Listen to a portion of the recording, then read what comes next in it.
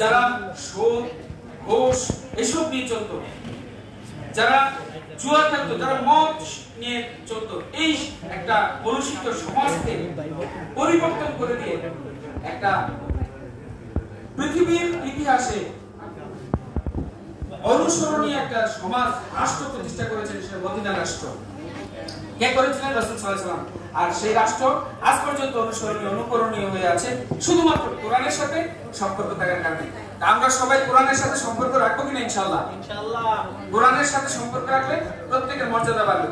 Content creator হিসেবে কয়েকটা পরামর্শ।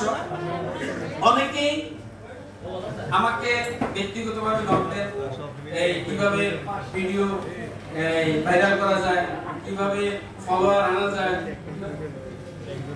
কয়েকটা টিপ আপনাকে আগে বলি, সেটা হচ্ছে জীবনে কোনোদিন কারোর পিছনে লাগবেন না। যতদিন কন্টেন্ট ক্রিয়েটর হিসেবে কাজ করবেন কোনোদিন কারোর পিছনে লাগবেন না। পিছনে আপনি লাগছেন, আপনি পিছনে করে থাকবেন, আপনি অগ্রসর হতে পারবেন না। কে কি করলো, আপনি ক্রিয়েটিভ কিছু করেন, কারো টাইমলাইনে যায় এটা বলবেন না ভাই আমাকে সহায়তা করেন।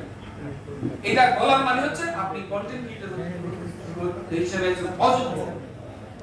কন্টেন্ট ক্রিয়েটর হওয়ার জন্য আপনি অযোগ্য। আপনি যদি কারো টাইমলাইনে যায় বলেন যে আমাকে সহযোগিতা করেন, আমাকে হেল্প করেন, তার মানে আপনি অযোগ্য। আপনাকে ফলোয়ার, আপনাকে ভিউয়ার আনতে হবে আপনার ক্রিয়েটিভিটির মাধ্যমে, আপনার কাজের মাধ্যমে।